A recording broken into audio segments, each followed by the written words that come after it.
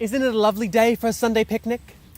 Yes, and it'd be even lovelier if you had remembered to pack the basket. I did pack the basket. Oh yes, I forgot about the empty thermos.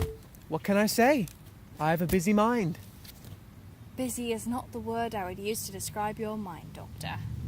And what of this dress? Oh, do you like it? I had the TARDIS organise a wardrobe for you just this morning, which is lucky for you, considering I have no idea what human women wear. Yes, it's lovely, but I have to wear it because... It's 1967, Eliza. With our forays into your past, it's important to blend in and not attract attention to ourselves. Yes, of course, I completely agree. And that's why you're dressed like Indiana Jones, right? It's a beautiful area. I used to play in this park when I was a kid. The trees are a lot younger now. I haven't even been born yet. And if it's 1967, neither has my mother, or my father, or most people that I know. It's funny. It's as if everything's changed. But by my time, it will have changed.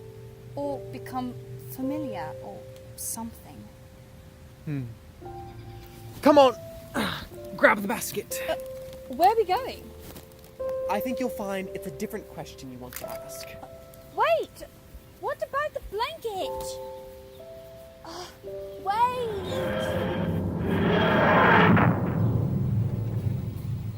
Why did you take me here? You've seen the past, now take a look at present day. This is the same place?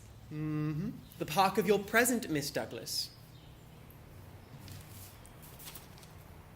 Present day? What?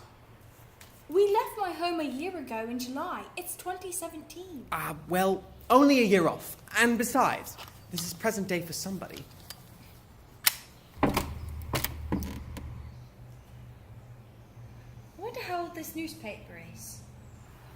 Is that really what you're wondering? You wonder how long it's actually been since you've left home. Home is always there, Eliza. With a time machine, life is no longer linear. You could be watching the end of the world and call your dad in real time. Can we go? Of course. Anywhere in particular? No. Well, maybe. A little curious, perhaps? Just a little. Right then. I was getting a bit thirsty anyway.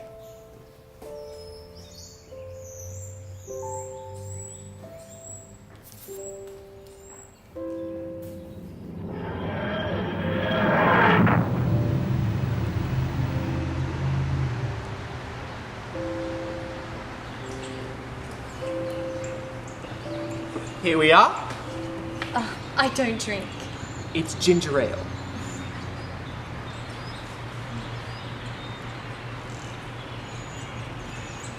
So, this is the future, yeah? 50 years forward. The same park and everything. Mm-hmm. It's not all that different from my time. Except for the chrome buildings, the skywalks, and the anti-grav playground over there. And that sign thanking the Ashton Corporation for the donation. The trees are a lot bigger as well. Everything changes in small ways. We always tell ourselves things like, nothing much has changed, when really, little by little, day by day, all things change. It's both the smallest and biggest lie we tell ourselves. Still, it was a park 50 years ago, and 50 years before that. Don't suppose many people live long enough to see a park change over 100 years. Watch the trees grow up.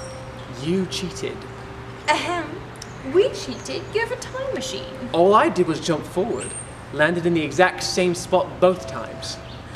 You think it's so easy to just step out of the present and end up 50 years either way in a matter of seconds?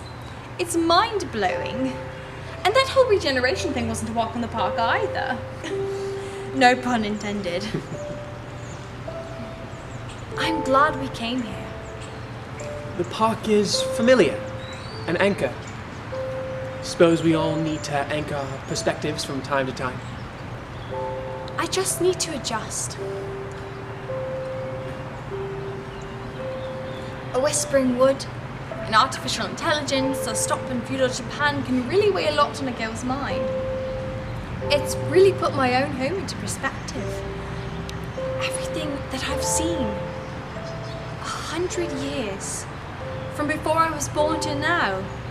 When a little Eliza, a little old Eliza, might be going out for an afternoon stroll. Afraid we might bump into her? What would I even say? I suppose she'd already know. Different and yet the same. That's the nature of time travel. Don't you like it? No, not really. The best ginger ale is several trillion miles from here, and about 90 years forward. You're a wonder, Doctor. I'm not the only one. Out there, in space, there are wonders beyond your wildest imagination. And we can touch every star out there. Anywhere. As long as I can go home, I'll be okay. Right then, let's move on and get something genuine to drink. 90 years and several trillion miles away. In just a few seconds. Come on.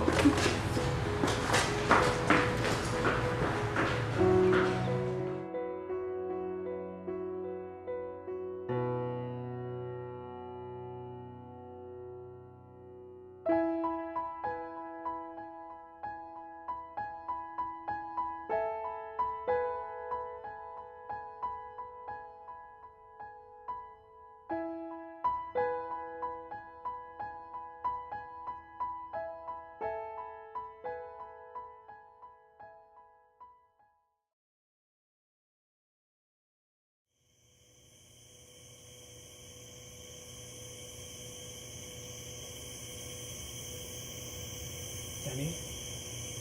Oh, it's you. I heard the news. I'm so sorry. I told her to be careful. I told her to drive safely. It wasn't your fault. Or hers. The other driver.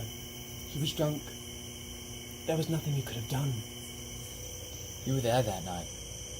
You asked me if I told her I loved her. And you did. She knew that she was loved before. How am I supposed to do this? Be a single dad? It feels like she hasn't stopped crying since it happened. I know a thing or two about raising kids, Danny. I don't pretend to be an expert, but you must know 3 things. Tell her she's smart. Tell her she can do anything and be anything. And tell her the truth. Even when it hurts. Because even in tragedy and loss, you are still a good dad, Danny. And that little girl in there is going to need you. You know, she's going to be amazing. How do you know?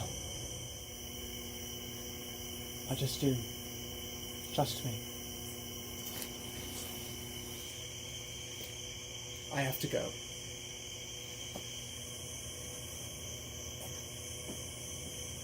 I'll do my best, Emma. For her.